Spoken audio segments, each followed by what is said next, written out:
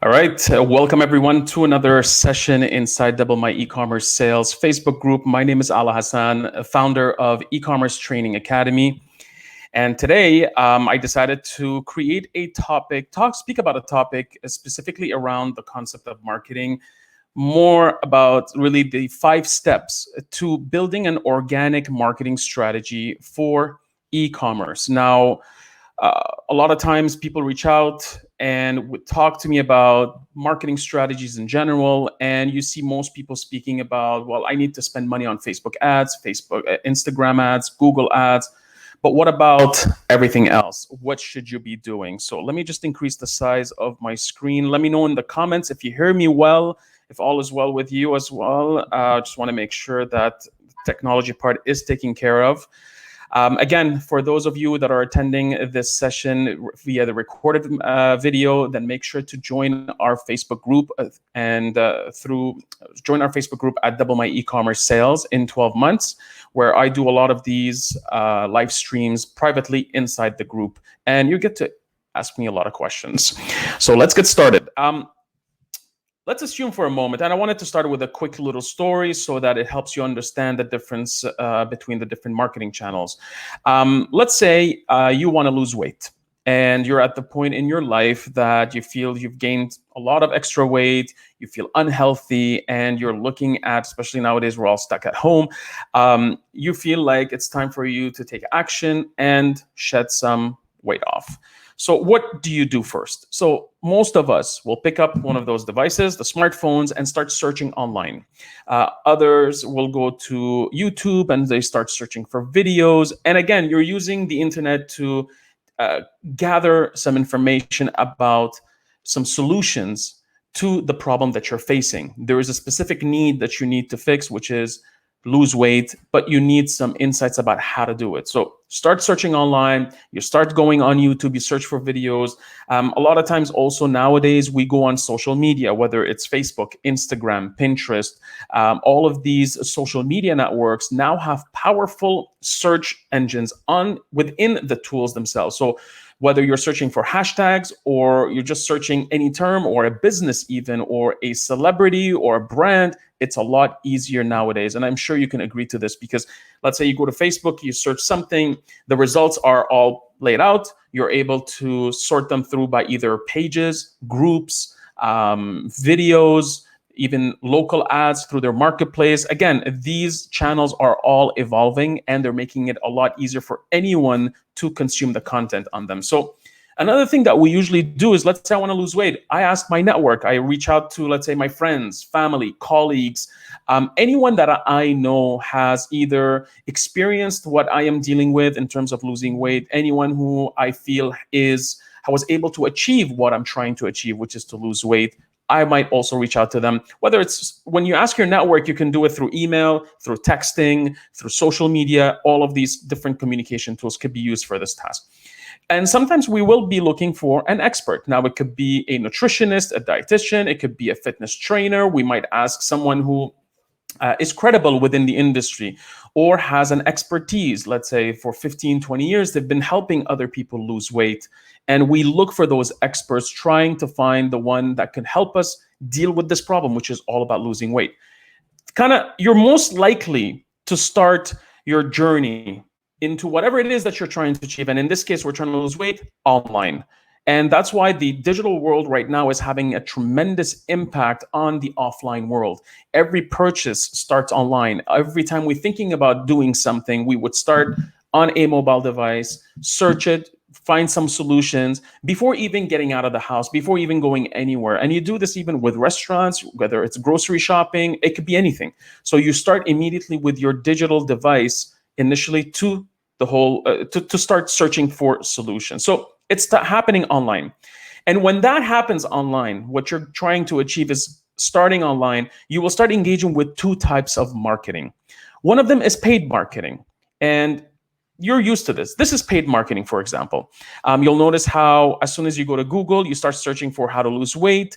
You see these boxes right here. These are all paid ads. And companies, brands are paying Google to be shown in those locations on the search box within these search results. You also have the opportunity of, let's say, seeing ads from different product providers. So let's say, for example, I'm searching for how to lose weight. You start seeing some nutrition products, let's say weight loss products on the side. These are called Google Shopping products. So again, these are paid marketing initiatives. If you go to YouTube and you start searching for how to lose weight videos, you will still be shown some sort of Google ads. Again, YouTube is owned by Google. So you're going to start seeing some sort of advertisements, and in this case right now, suggested products. So they're showing Google Shopping feed also within within YouTube. When you start watching some videos, you start seeing even some advertisements before the video. Some of them are you're being forced to watch, while others you can skip after 3 to 5 seconds. These are paid. This is paid marketing. As soon as you start looking for a product, so let's say I'm looking at websites of Weight Watchers and I look at some of their videos, I follow them somewhere on social media, and then eventually I start going back to, let's say, ESPN News, I'm going to CNN, I'm going to New York Times, I'm going to all the media outlets, I might go back to Facebook, and I start seeing more and more ads. And these are banner ads. That's also a specific type of paid marketing.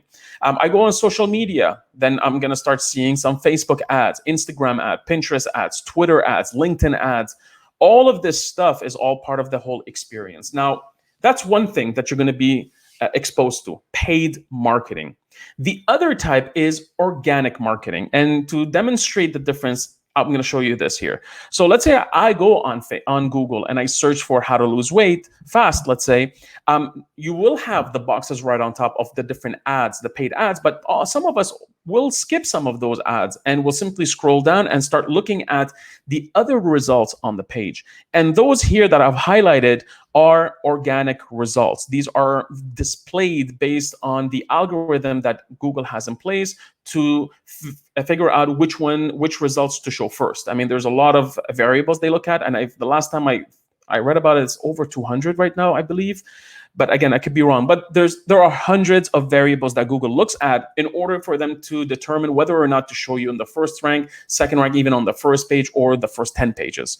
So these results right here are part of organic initiatives. Sometimes on purpose and sometimes unwillingly. Sometimes you might write about some specific topic and eventually you may show up on Google, but you didn't even think about showing up on Google. It's just, it was well optimized, or there wasn't a lot of competitive content out there, and in the end, you rank well. You go on YouTube, again, you would ignore the paid ads and you start looking at video content. Again, that's also organic marketing. You go on social media and you search for, let's say, weight loss, and you start seeing a lot of tips. And it's just also another great way of finding solutions to problems is social media. So this is, for example, Instagram.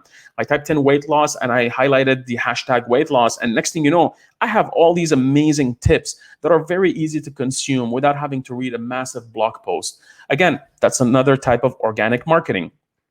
I could also look for people, brands, experts in the industry that share content, whether they're sharing fitness workouts, they're sharing recipes, how to cook healthier for me. All these things are made possible, again, on social media. People are building a following, creating content specifically for social media. That's organic marketing. They're not paying to be shown there. They're just creating content and making sure that it's being shared across the digital platforms. Podcasts is another type of organic marketing. You're creating audio files that are being shared and distributed through podcast networks. And you have iTunes, you have, I believe, Stitcher, I think that's what it's called, Anchor.fm. There's a bunch of them. Many networks are available for you to share audio files. iTunes is one of the popular ones. So again, that's another type of organic marketing. So why does this matter to you as a business, as an e-commerce business? Why is it important for you to hold on, somebody mentioned in the comments that they can't hear me. Do you hear me now? I just want to make sure. Let me know in the comments. Before I just looked at the comments here really fast and I saw that somebody said, you don't hear me. Are you guys hearing me? Let me know in the comments, please, before I continue. The last thing I want is, oh, perfect. Okay, so it's maybe one person. Again, if you're watching this through the live stream, you have to enable the volume. Sometimes it's not. Okay, perfect. Excellent. All right, I didn't want to have to restart everything. Nonetheless, it's okay. So what? Why does this matter to you as an e-commerce business? Paid and marketing, a lot. Sorry, paid and organic. Well, first of all, your digital marketing budget is limited. Not many of us benefit from an open budget when it comes to advertising.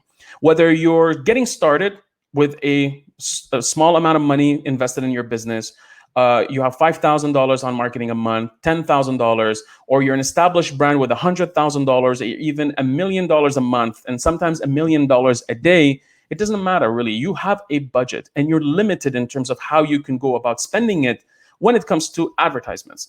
So you can't simply go out there and just focus on a paid channel, paid advertisements to generate sales. Yes, you could if you want. I mean, there's nothing wrong, and you see this a lot with a lot of the e-commerce community. People spending a lot of money on Facebook ads, people spending a lot of money on YouTube ads, spending a lot of money on Google ads, which is there's nothing wrong with it. But if you're trying to build a sustainable long-term growth for your business, you can't just leverage paid channels. You really need to take advantage of all the organic channels that are initiatives that you can implement as well, because as soon as you supplement that, you start seeing massive growth happen within your operation. So you really can't ignore it. But budget is one of the reasons why we just can't go out there and just do paid marketing. We got to do some sort of organic marketing in order for us to drive sales. What I like about organic marketing is that it provides value. You're not going out there just promoting your product, you're going out there with valuable content. I like that. And we're going to go in details about this. Organic marketing lives forever unless you take it off. So for example, when you create a video, you create a blog post, these pieces of content will remain on your website. As long as the company exists, it will be there. And as long as it's published, it will show up there. So again, this type of content can potentially generate traffic to your website for a very long period of time without you doing anything. And you just build on it. So here's what we're going to cover today. There's going to be a lot of topics. So what is organic marketing? Benefits of organic marketing. What do you need to know about organic marketing? The 5 steps to build your organic marketing strategy. So 4 things, we're going to get through them and in the next about 30 minutes to 45 minutes. So what is organic marketing? Simply put, it's the act of getting your consumers to come to you naturally over time rather than artificially via paid tactics. When I say naturally they come to you, there really depends on how you're promoting yourself. So obviously, if you're an online store, you're promoting your business. You want people to come back to your website because that's where you want them to transact eventually in the future, purchase your products or consume the content. So this is what organic marketing is. It's really finding ways of driving people to come to you naturally to your platform. Now, how do you track your organic marketing efforts? And I want to mention a couple of things for you to consider because it's very important to track your efforts, or else if you don't track it, if you can't track it, you can't measure it, you can't improve it. So what should you be doing? Well, first of all, you track your efforts by looking at your content library. So you're creating content constantly when it comes to organic traffic. So your content library grows over time, and the inventory, the assets that you have, increase. Take note of this inventory because it has value. So it could be blog posts, articles, videos that you create, images, illustrations, audio files like podcasts, or PDF downloads like buying guides, or you may create a quiz where people can download the results onto a PDF, for example. Whatever might be the situation in terms of how you're going about it, this library is growing. So the size, the sheer amount of content should be tracked because you're investing time and money creating it. Another way to track your performance is by looking at the number of views, number of impressions, clicks, shares, likes, comments. A lot of these will happen natively inside these networks, for example. So if you're uploading a video on YouTube, you will have views and you'll have, let's say, clicks from the video to your website. You'll have shares, likes, comments. The same thing goes for Facebook, Instagram, and so on. If you put them on your website, you will have the same thing. So there might be some, if you host a video on your website, you'll be able also to track these things. Your search engine rankings for specific keywords. So you need to keep track of where does your piece of content is ranking within search results on Google. So there are tools out there, I'm going to share a bunch of them, that will allow you to keep track of your positioning. So if, let's say, somebody's searching for how to lose weight, Where does your blog post show compared to, let's say, how to lose weight fast? Maybe your blog post is not showing up on that first page for that specific term. There are tools for you to navigate this. Website visits, obviously. The whole goal right here is to create content with hopes that people will end up coming to your website to either consume more of this content or eventually be interested enough to consider purchasing your products. Website behavior. What are people doing on your website? Are they visiting the homepage? Are they going to specific pages? Are they searching? Are they looking at product pages? Are they adding to cart? Are they checking out but not completing their purchase? All of these things have to be tracked. And obviously, email subscribers. You're creating a lot of this content. You shouldn't aim for only sales out of this content. There are certain things that we call micro conversions. So the big macro conversion is a sale. You want people to buy from you. And hopefully I'll make a video about this. But the big conversion that we're aiming for is a purchase. But there are a lot of other actions that are being taken by consumers on your website that may be looked at as micro conversions. Like signing up to your newsletter is a micro conversion. Adding to cart is a micro conversion. Their behavior is showing some sort of intent or interest in what it is that you have to offer. And obviously, the biggest metric you as an e-commerce business, you need to be tracking is revenue. So these are the things that we would have to track. And honestly, a lot of them are the same ones you would have to track across all of your marketing efforts. But nonetheless, it's a good way to refresh your knowledge. So what are the benefits of organic marketing? Now, we talked about some of them earlier on, but think of it as you're able to build an automatic audience. The more content you put out there, the more valuable, insightful, quality content that you put out there, the higher likelihood that people will discover you. Hence, you're going to be increasing your audience. The same goes with how you guys discovered the e-commerce training academy. I wasn't doing much of the advertising. I was really just creating content. Some of you discovered me through, let's say, Google searches. You were looking for specific tips on e-commerce. Others have been referred to by others to the group. Others have just been looking for videos, and they might find, again, you're engaging with me right now through the same tactics of content marketing. And everything I'm doing right now is really focused around organic initiatives. So you're able to build an automatic audience through organic initiatives. You're able to showcase credibility and expertise. So if, let's say, for example, you sell yoga products, well, you can create a lot of content around yoga workouts, how to deal with flexibility, stretching workouts, eating healthy, meditation. All of this knowledge can be shared, and you highlight your expertise within this industry. So I have 10 years of experience. I'm a yoga certified instructor. And these are the things that you can highlight while you're sharing this valuable content, because eventually people will be like, oh, you know what? I don't mind listening to her or listening to him or reading about his tips because this person has credibility in this space. They have proven results. That's what organic initiatives can help you build: credibility and expertise. Deliver value to the target audience. So a lot of times when we put an advertisement out there, we're expecting us to get their attention, eventually drive them to the website to buy. But when you look at some of the organic initiatives, we're actually going out there with providing value. We're putting out content to help them solve a challenge in their daily lives. So that's what I like about it. It is budget friendly. It's not free.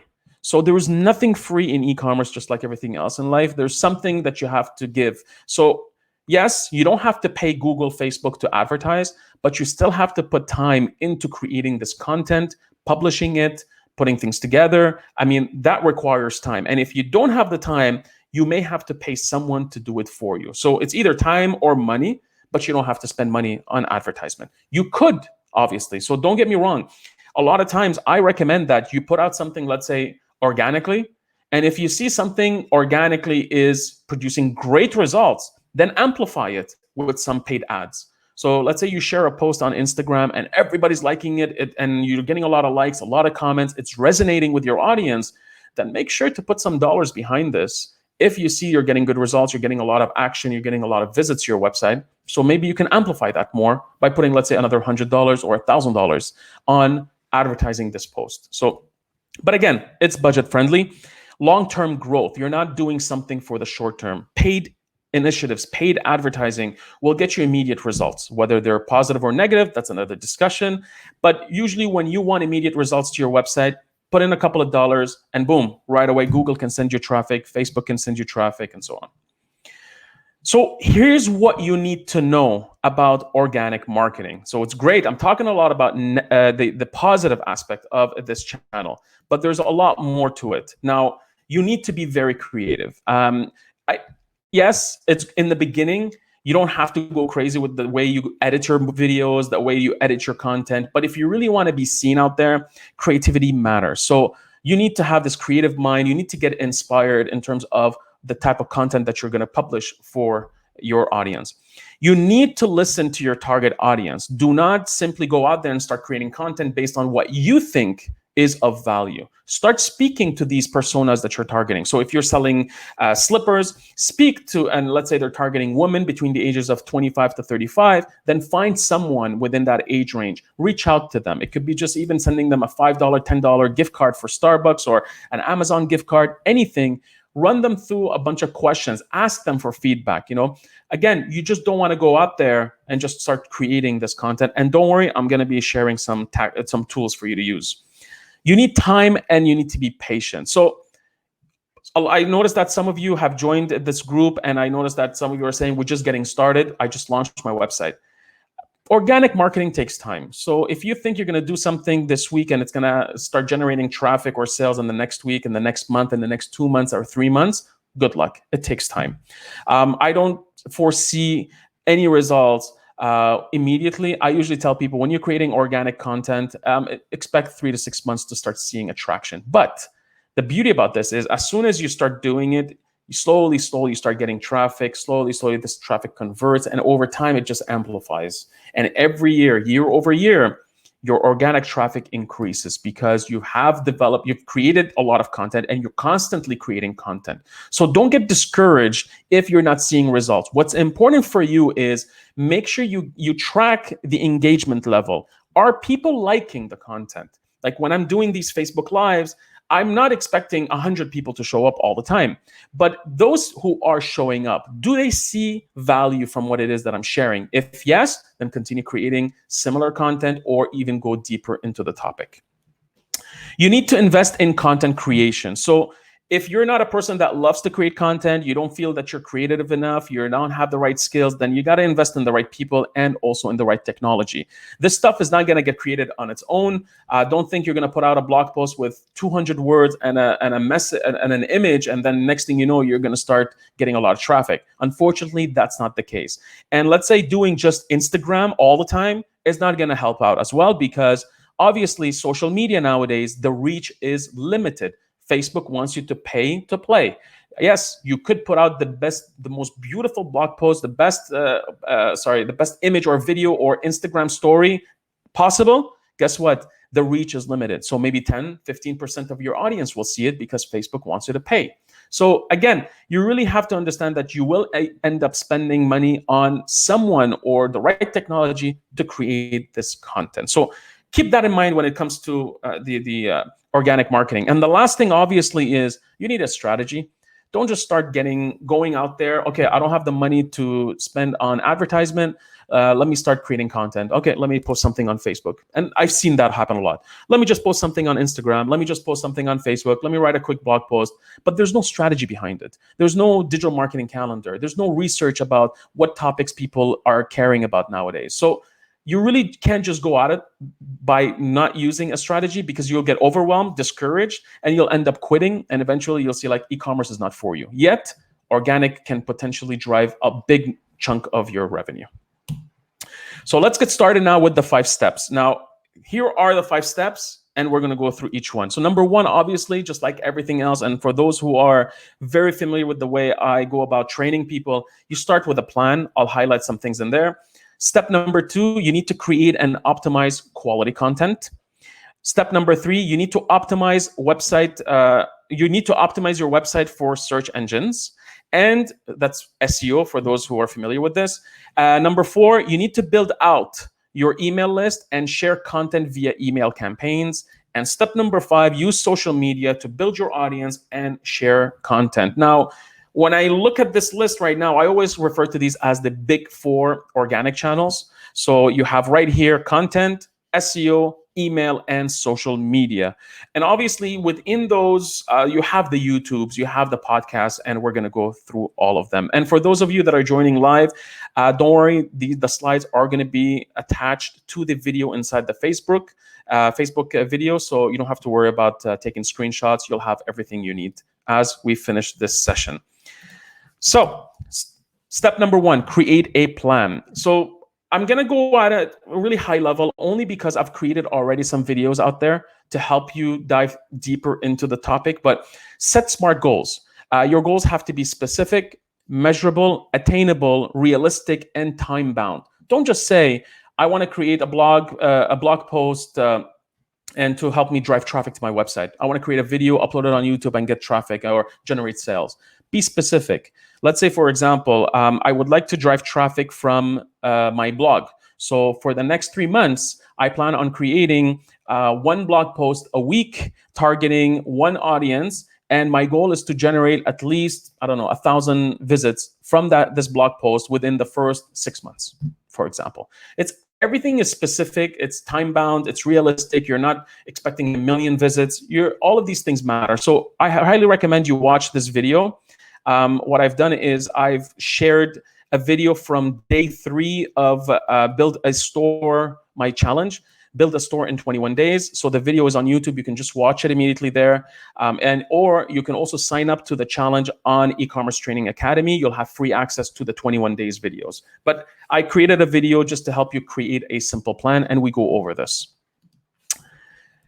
Second thing you need to do is use a project management tool. So yes, if you're alone, you may not need to use a project management because you're not assigning it to someone, but I don't recommend you do this because as you start growing your business, as you start seeing that you need to add additional people to help you out, you need to have all of this stuff documented, procedures, have them in place so you know what needs to be done. So that let's say you bring in a freelancer or someone who's going to be working on the project with you, a spouse, a family member, whoever it is, at least you have things properly organized in a tool. I like using Trello.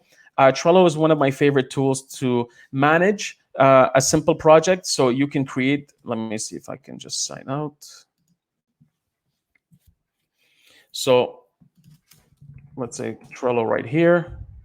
So again, it's a very easy tool to manage things. There's all these boards and you can assign it, put dates. That's one tool. And also you could look at Basecamp. As your team starts growing up, I really like Basecamp.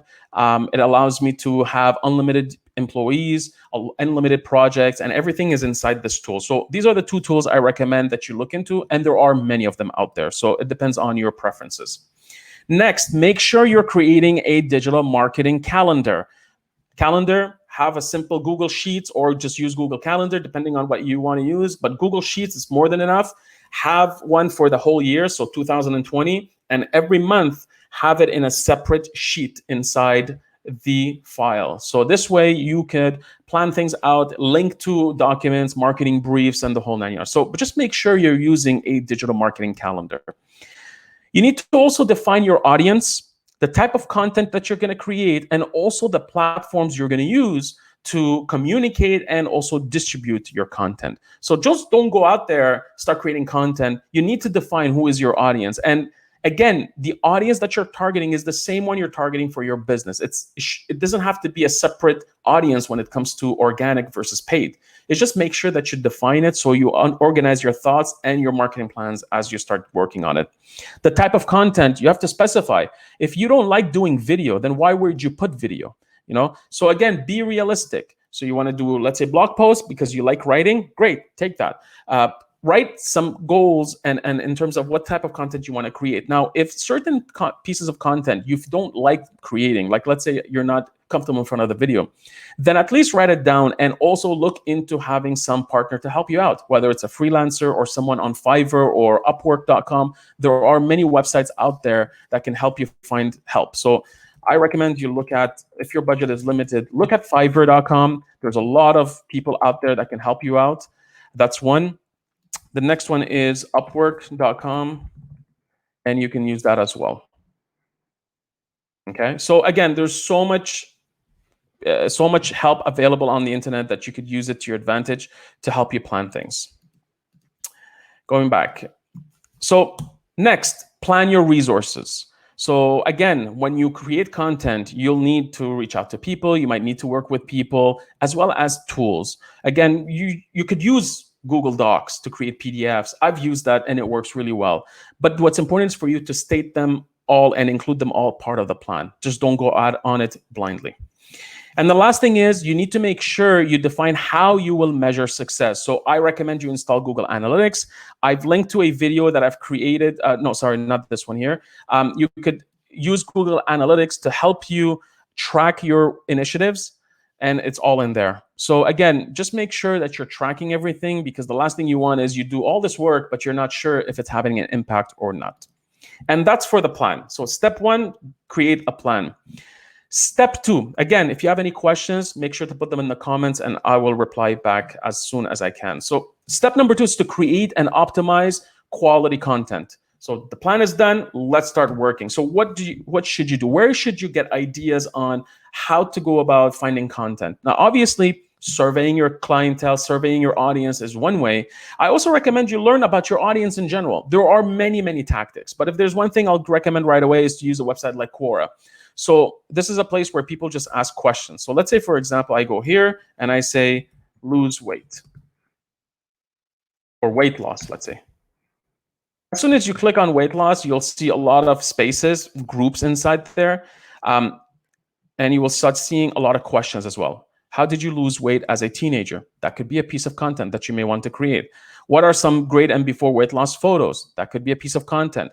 And what I like about it is, let's say, if you search, let's say, not clicking on weight loss, but you say lose weight here, what you will get is a list of all these questions that people have been asking on Quora, and they're sorted by the number of follows. There are people following this topic. So in the future, you can even come back here after you've written your piece of content and share your thoughts, and eventually people might get interested in you and click on your bio and visit your website. So just another tactic, but that's one tool of many tools out there that can help you learn about your audience. Keyword research. Again, I don't want to go too much in SEO right now, but I want to just give you the tools so you know. Keyword research is figuring out what are people searching on Google.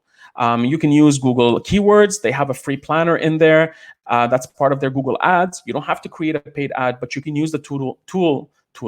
You can use the tool to gather some insights about what are people searching on Google when it comes to your topic. You can also look at a paid tool I recommend. It's called SEMrush, and you can have they have a lot of stuff in there, and they have the keyword analytics. You can use it to find related keywords, suggested keywords, and it combines also some data from Google as well. So if you really want to step it up, SEMrush is a great tool for this. So again, the idea is what you find the topics that people are being challenged with within your category. So let's say lose weight. You find the keywords that people are using when searching for those solutions. So this way, when you start creating content, it helps. You also make sure that you watch the competition or any brand that's doing a good job at creating content. And I'm a big fan of learning from the leaders in the space. Why reinvent the wheel when someone else out there has already achieved success doing what you're trying to achieve? So watch the competition. If there are no competitors, you're not a competition to anyone, then watch the brands that are doing a great job. So you can follow them. You can use a tool like Google Alerts to see what these brands are doing. So you can monitor interesting content about these brands every time there's something being mentioned about them. You can also use social media, follow them. You can follow their Instagram, their Facebook, and always change these settings to get notified as soon as they post new content. So this way you track what's happening and you can look at the engagement. Are people commenting? Are people liking it? Is the topic resonating with them? And if it is, then take a note. Take note of this topic, so you write about it. You can also take a look at their blog posts to see which blog posts are getting a lot of engagement. So again, there's so many tactics when it comes to watching the competition. Then you plan it, you create, and you optimize and embellish your content. Now that you know what your audience is looking for, what keywords they're using, what is the competition is doing, and you have your calendar planned out, and you start creating this plan in terms of what content to create, you got to create it now. So when you create it, you got to make sure you write it based on a lot of the recommendations when it comes to SEO. And you always make sure you optimize it, obviously, but you embellish it. Don't just write a long piece of content with just text, no formatting, just difficult to read. We're not writing for academic purposes unless you're selling some sort of academic product. But really make it interesting to read, easy to scan through. So leveraging headlines, bullet points, different text style formatting, using images, videos, illustrations. I like using a tool called Canva. Again, big fan of this tool. It helps you create a lot of graphics that could be leveraged throughout your content. When it comes to SEO, and don't worry, I didn't leave you just like hanging like this. So focus on headline. The headline of any piece of content is what is going to gain someone's attention. So the headlines of your videos, headlines of your blog posts, headlines of your posts on social media. Take your time when it comes to writing those headlines. When you're done with the headline, we call this on-page SEO. Again, I don't want to go dive in too much in SEO, but every time you write a piece of content, you publish a content on your website, you want to make sure you follow all best practices in terms of how the content should be structured in your website. We call this on-page SEO. So what I've done is I've given you a link to one of my favorite sources of knowledge when it comes to SEO, Moz. And I've linked you to chapter 4 of their famous guide where you could learn about on-page SEO. And they talk about this. Again, very simple stuff. Just go through it, at least be knowledgeable of it. You don't have to be an expert. And it goes a long way as soon as you learn about these things. From there, as soon as your content is ready, you publish it. Now, obviously, never publish it only on other networks. Make sure you publish it first on your website. So if you have a Shopify store, Magento store, any type of shopping cart, WordPress shopping cart using WooCommerce, make sure you have those pieces of content living on your website. You don't want it to live on any other sites first. First your website and then distribute it across other channels. Would you ever build a house on a rented lot? I don't think so. You will never build a house on a rented lot because the lot does not belong to you. The land belongs to someone else, the landlord. So why would you build a house there? Then why would you just share this content, this valuable content that you're creating just on YouTube, or you're just sharing it on Facebook or sharing it on medium.com or LinkedIn? You should have the main version sitting on your website because that belongs to you. That's step number 2. Step number 3, now that your content is published and you're starting getting momentum and you're constantly publishing content out there, you need to optimize your website for SEO. So SEO stands for search engine optimization. SEO plays a huge role with regards to the amount of traffic you're going to get in your online store. I've seen numbers between 20 to 50% of traffic coming in from organic, but a healthy number, in my opinion, stands between 20 to 30% of your traffic and revenue should come from organic efforts. So what should you be doing? First of all, make sure you install Google Webmaster. This is the tool that Google has given you to make sure that you are doing or following all of the best practices when it comes to search engine optimization, and also that you're staying on top of what needs to be fixed. This is a free tool by Google. You just connect it. There's a process to connect it to your Shopify or Magento website, your shopping cart. Very easy stuff, nothing difficult. Just follow the steps. But in the end, what's nice about this tool, it will highlight all of the areas that need to be improved on your website. And also you'll gain insights as to how people are finding you on Google. The words, the images they've seen, which pages they visited, and so on and so forth. There's so much content inside this tool. So that's the first thing that you need to make sure you install. You need to then fix all of the technical SEO issues, loading times, mobile experience. All of this stuff has to be fixed. You can't write a blog post and optimize this blog post for SEO if your website doesn't load fast enough, if Google does not even like it because it has a lot of problems. You need to fix this first. So even before you start doing anything, just make sure that your website is SEO friendly. If you're on Shopify, most of the time you're okay because Shopify has dealt with a lot of the foundational work when it comes to SEO, load times, a lot of the themes that are being sold on Shopify or the ones that are free available within the Shopify store are all SEO friendly. So you don't have to worry about this. Again, I'm giving you the strategies here. I don't go into details into each one because a lot of times your companies, or if you're involved, you would hire people or you would have your employees do it. And there's a lot of content available for free on Google and YouTube that will show you exactly what to do. Focus on optimization. So optimize your homepage, optimize your category pages, optimize your product pages, optimize your blog pages, optimize your search results pages. All of these pages have to be optimized, and use Google Webmaster Tools to track which ones you need to fix. Again, when it comes to SEO, when you have the good foundation of what needs to be done, it's very easy to implement across the website because you're dealing with similar pages. If you fix a product page, as soon as you fix the product page, it will be immediately automatically applied on all the products in your catalog. The same thing with your category. So a lot of these initiatives when it comes to fixing your website will automatically apply to the rest of the website, because e-commerce websites have this template concept. You just need to fix the product page template and all your products will have the same updates. The last thing when it comes to SEO, invest in link building efforts. And if I wanted to summarize this topic, really, it's every time you create an amazing piece of content, or every time you share great, valuable insights about a specific topic, chances are people are going to be sharing those links and they will link back to you. So for example, let me give you a simple example so you understand the concept of link building. So let's say you're selling yoga products. Okay, you're an instructor and you're creating these amazing workouts, and you created these blog posts or videos highlighting these workouts, and people that are arriving on the website, they're discovering it. They're like, oh, wow, I love this. They start sharing it on Facebook. They start sharing it on Twitter. They also even may write a review about your business or the products that you're selling or the content that you're offering. The more people link back to you, the better it is. But the quality of those links are important. So if you have someone who is selling computer parts and they link back to your website and you sell yoga products, that's not a really good quality link. But if I have a food blogger who writes about eating healthy, nutrition, and all that stuff, and they link back to me, that's a better quality link.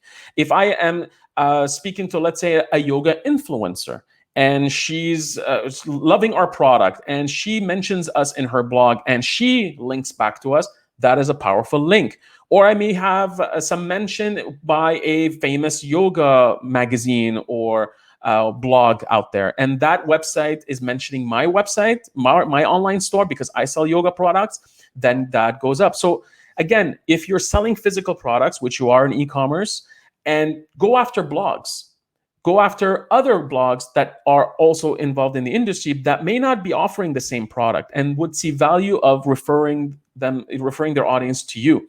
So that's the type of link building that you want. It requires a lot of work. There are people that specialize in this. What's important for you is to understand that it exists. You need to be investing in it in order for you to rank better, but avoid any not illegal, but the black hat tactics that can potentially penalize you with Google. So there's a lot of tactics that people implement that can penalize your rankings and could blacklist you. So avoid those at least. Tools you want to use. I love Moz for SEO initiatives. It's about, I think the last time I checked, I think it was $100 a month. You have SEMrush. There is a free version of it, but you can pay also for the paid version. I believe it's also $100. And you also have Ahrefs. Again, that's another tool that SEO people use. Again, I'm just mentioning those in case you're doing them yourself. But a lot of times, if you hire an SEO specialist or an agency, a company that is willing to do it, or an employee, these are the tools they use, and that's what SEO experts do. So that's step number 3. Plan it. Start creating a lot of content. Now optimize your website for SEO and anything on your website. It's not just your content, but every piece of content on your website, including your product pages, have to be optimized for SEO so that you benefit from organic traffic. Almost there. Step number 4. So that everything is done now. Great. You publish your content. Don't stop there. You got to build your email list and send email campaigns. Now, email marketing is, again, one of the top 3 channels for e-commerce in terms of traffic, in terms of revenue. Leverage this. Sometimes when people tell me, I ask them, when was the last time you sent a newsletter? They tell me, I think it was last month. You shouldn't do that. You should be once a week at least promoting something of value and sending it to the list. So let's go a couple of things. First of all, You can't send any emails if you don't have any subscribers. So you have to constantly be acquiring subscribers, whether by offering them a PDF buying guide for download. It could be a nice tactics or tips. It could be a visual PDF, whatever it might be. Anything other than a coupon first. But have them give you their email address in exchange for something. It could be a PDF guide. It could be a contest. Contests are very, very easy to put up. That's one thing I always recommend for people if they don't have the time to create content. And also you can provide coupon offers. Save 10%, give us an email address, we'll give you 10% off on your first order, for example. Again, these are just tactics that are known to work. Don't be shy to ask for an email because people will give you their email, especially if you give them value. Send weekly targeted email campaigns. Again, these campaigns don't have to be about discounting. It could be anything about your new arrivals, new products that are coming in. It could be about anything pertaining to your category or your industry, whatever it is that you have to offer. It doesn't have to be a discount. It could be an email about your latest blog post. It could be an email about the latest collection that you received. It could be about a product that is a bestseller. It could be about reviews that people have left about a product, so some social proof. It could be about an upcoming event, an upcoming contest you're willing to launch. It could be about anything. So when I say a weekly newsletter, you don't need to create a massive thing. You could, but again, evaluate your resources. What's important, you can't just stop emailing people. You're building this list, you're paying money for that list, then make sure you're leveraging it to your advantage. Create automated campaigns. Welcome series is an example. So from my experience, I've seen that you could generate between 20 to 30% of your revenue from automated email campaigns, from email. So email, I see it sitting between 20 to 30% of your traffic and sales. And inside that 20 to 30%, 25%, let's say, comes from triggered campaigns. What do I mean by this? One of them is obviously the one that everyone knows about is the shopping cart abandonment. You put something in your cart, you forget it, you have your email already registered there with this retailer. They send you an email telling you, by the way, you forgot this item. Check out, complete your purchase. They might send you one another couple of days from now, maybe with an offer to close the deal. So again, these are automated. Another one I recommend is a welcome series. When somebody signs up to download a PDF, somebody signs up to your contest, somebody signs up to get your coupon code. It's not based on something they forgot in their cart or shopping behavior. Why not welcome them into your brand? So the first email obviously will confirm that they signed up or registered for whatever it is they want and deliver the PDF, for example. But then the next message could be sent out, let's say 48 hours from now. You introduce the brand, who you are, what's so special about your product. The third email over, let's say 6 days later. Okay, you can do a welcome series for 2 weeks, 7 days, a month. I've seen 60 days. So you're onboarding these customers, these subscribers to your brand. You're not selling them yet. You're providing value. You're communicating your brand, your value proposition. You're communicating to them what makes you special. You're showcasing your credibility, your trust, your expertise. Again, having that automated will save you a lot of headaches. Tools you could use. So I use Opt-in Monster for a lot of websites. A great tool that has pop-ups, site pop-ups, welcome mats. I mean, it has so many options for you. So let's say if I go eCommerce, they have even countdown timers whenever you have a sale going on. I don't know why it's so slow right now, but they're not mentioning it. But yeah, you have all sorts of things that you can have. I mean, exit intent. So let's say somebody comes to your website and they're about to leave on desktop, then why not show them a specific pop-up to say, oh, before you go, sign up to my contest. At least you get an email back. Again, so many things could be done with this tool, very affordable as well. And for an email tool, I used to be a fan of MailChimp, no longer. I just feel that, especially nowadays, they're no longer integrated really, really well with Shopify. Nonetheless, some people like it, like MailChimp.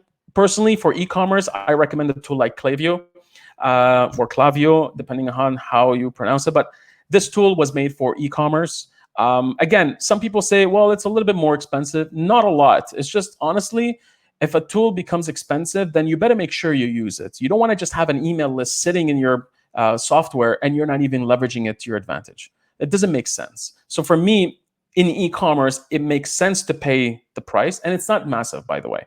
It's just the return on investment is going to be there if you do it right. So that's one tool I recommend. Very easy to use. Last step number 5. Let me know in the comments. Again, I like to just make sure, is this useful so far? I see a bunch of you already still here. So I just want to let me know, is this, you're seeing value in this or not? Let me know in the comments. And I'm going to finalize step number 5. So use social media to build an audience and also share your content. So again, it's a different strategy within the strategy. You're leveraging social media to help you really amplify your efforts. So I have this thing called be visible and reachable across all social media sites. It's not a matter of being active yet, but you want to make sure you're visible and reachable. So Facebook, Instagram, Pinterest, LinkedIn, Snapchat, TikTok, and Twitter. These are the main social networks. At least, it's not about being active, at least create an account under your brand. Make sure you brand the account and make sure to include your website and also a description of your business, so that if one of your audience is across any of those networks, and if they plan on sharing a video, they plan on sharing a picture, they plan on sharing a review about your company, at least you're visible and they can reach out to you if needed, whether it's through a message or with your handle and tag you.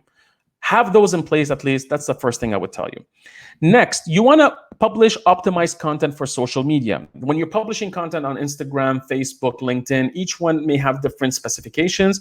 If you're building out this content on, let's say, the graphic designs through Canva, Canva has all the specs in there. But again, when you're starting out, you may want to just create one piece of content that eventually is shared across all social media. But in the future, as your brand grows, you'll notice that you will need to create content for each of the networks. For example, Instagram Stories has a lot of additional features that Facebook Stories don't have.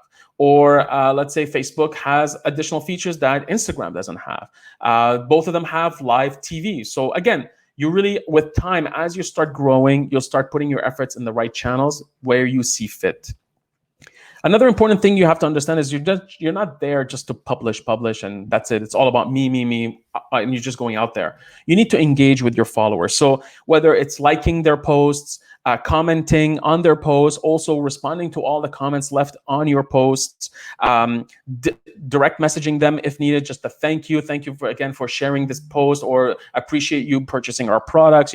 Engaging with them at this level is very looked at as authentic engagement. Share some content of theirs. So if they tag you, then with your product, then share their story on your account to your audience. Again, it's a win-win for both of you guys. And also, sometimes if you see that this customer is of value, or it's a big influencer that brings value to the brand, then follow them and engage constantly with everything they're doing on social media. The idea here is it's great to engage natively inside those channels, but it's also very important for you to also drive traffic back to your website. So the goal here is not just to build out your business on Instagram and that's it, that's all. You have to drive traffic back to your website. And the goal is to have them eventually buy from you over a period of time. So it's not just about getting more likes and vanity metrics, I refer to them, likes and comments and followers. That's great. It gives you a signal as to whether or not people are engaging with your content, with your brand, but you really want to make sure that you bring them back to the website so that you start either getting their email address and start communicating with them even later on through your paid initiatives. And the last thing is make sure to track your campaigns in Google Analytics. I've linked to one of the videos I've done inside the Academy where I talk about a simple trick way to track. I think I made a mistake here, so I'll just fix it up right after the call. But you'll be able to track your analytics by simply implementing what I recommend inside this video.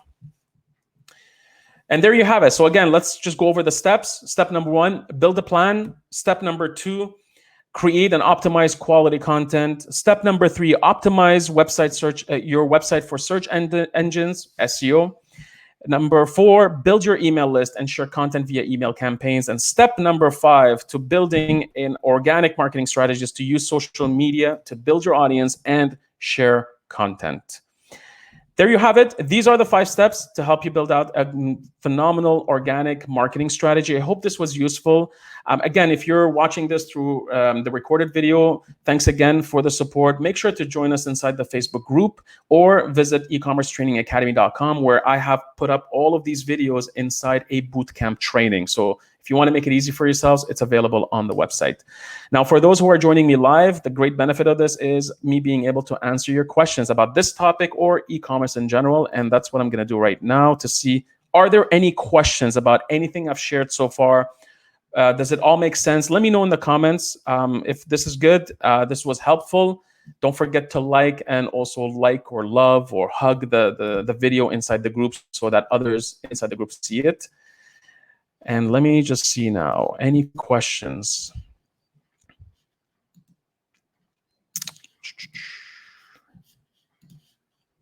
I hope this was useful and you've learned a lot within whatever it is that I had to share. All right. Lulu is asking, do you have a mentorship coaching program that we can join? So it is in the works. I'm about to launch the beta version of it. It's called 8-Figure eCommerce. So a lot of the stuff I talk about is really focused around strategy. My approach to e-commerce is different from a lot of people out there. I don't focus on just driving traffic from Facebook. I really focus on multiple areas of the business because that's the only way to grow a sustainable brand. So obviously right now, what I did is I created this group to create a lot of content, build out the audience. And in the coming weeks, I plan on launching the first beta of the program, and it's going to be live coach. So I'm actually going to do live coaching like this, and we go through all of the program material. It's not a course, it's a program. So there's a lot of live coaching. There's a private group for the students. So that is in the works, so stay tuned. But for the time being, there's a lot of information I'm sharing like this. Again, this is all based on my experience being in the industry for 18 plus years. A lot of the stuff I share, I've implemented myself for the companies I've worked for. A lot of the brands that reach out to me are the ones that are selling 5, 6, 7, 8-figure a year. So everything that I'm sharing actually works for anyone in the industry, as long as you respect the budgets. So yes, the program is coming soon. Stay tuned for that.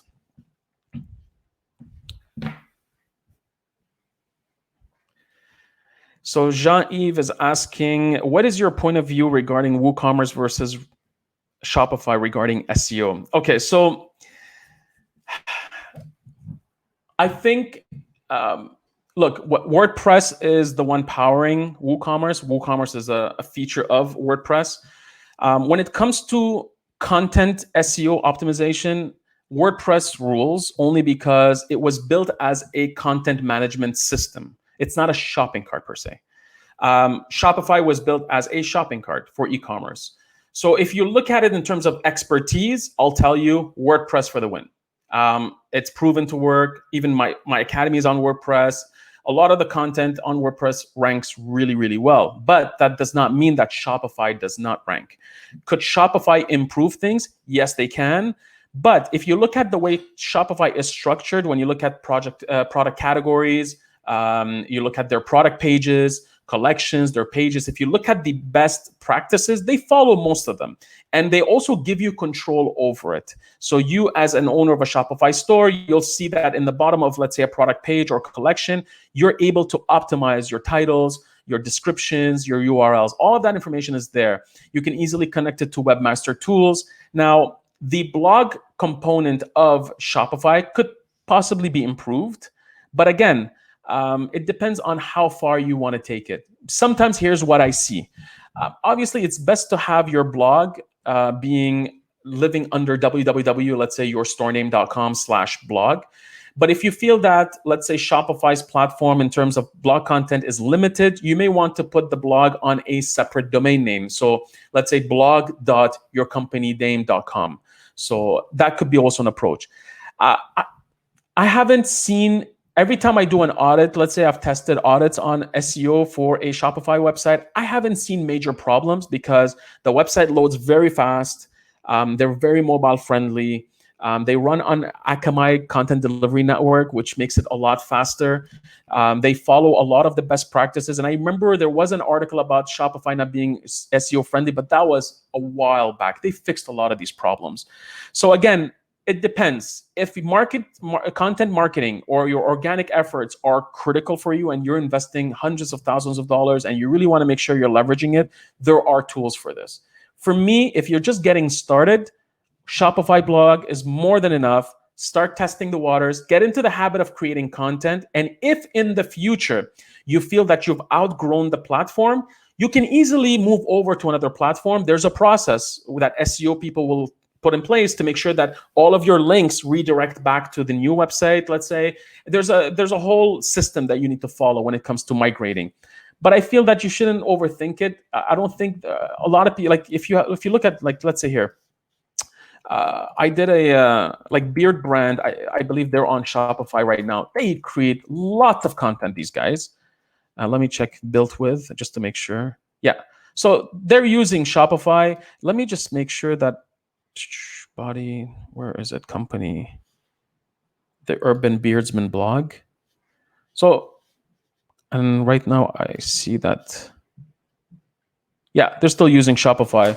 So these guys are ranking really well. Look, at the end of the day, if you follow the best practices, you're letting Google tell you exactly what's wrong with your website by installing Google Webmaster Tools. You improve your website constantly, and what the most important part is, you create valuable content, like your quality content that has value for your customers. Then your rankings will improve. At a certain point, you can have the best optimized piece of content on your website, but if it's crap, it's crap. So no one is going to link to it. Nobody's going to share it. Nobody's going to even search it. And here's the issue. If people search you on Google and your article comes up and people click on it and they go to your website, but eventually come back to Google and continue searching, that gives a signal to Google that what they put up on the search results was not meeting their expectations in terms of what they were searching for. So Google is very smart to know whether or not this piece of article is actually good or not. And I rank on a lot of the stuff, even just for my blog itself. And I've done it for a lot of e-commerce companies, and I've seen that the quality is what matters the most. So I hope that answers your question, Jake.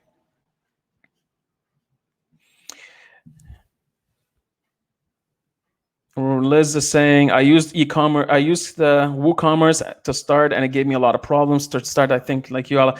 Yeah, look, again, WordPress, WooCommerce are great platforms, by the way. It's just they're not made for people that are not very technical. It requires some modifications. It's not like a Shopify within, like, I can literally launch a store in a couple of hours. But the average person may see that it's hard for them to deal with WooCommerce.